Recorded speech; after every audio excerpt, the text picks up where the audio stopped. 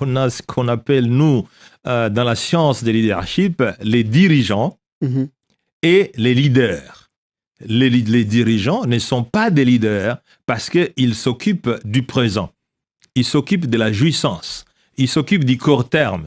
Et laissez-moi vous dire que la plupart des présidents ou de chefs du gouvernement, de premiers ministres, ce sont des dirigeants et ne sont pas des leaders. Parce que justement, un leader doit s'occuper non seulement du court terme, et donc du présent, mais aussi du futur.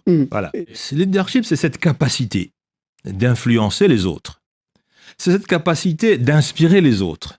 C'est cette capacité de convaincre les autres pour vous suivre sur un chemin et pour atteindre un idéal commun, un idéal partagé.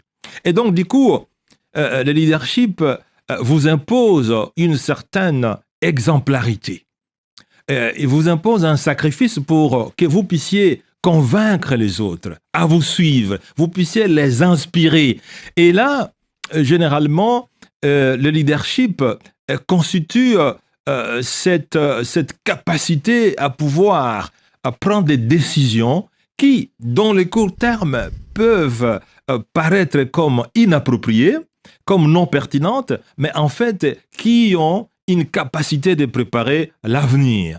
Et souvent, les leaders sont incompris parce qu'ils voient à la fois le présent et le futur, alors que le peuple qu'ils dirigent vive le présent.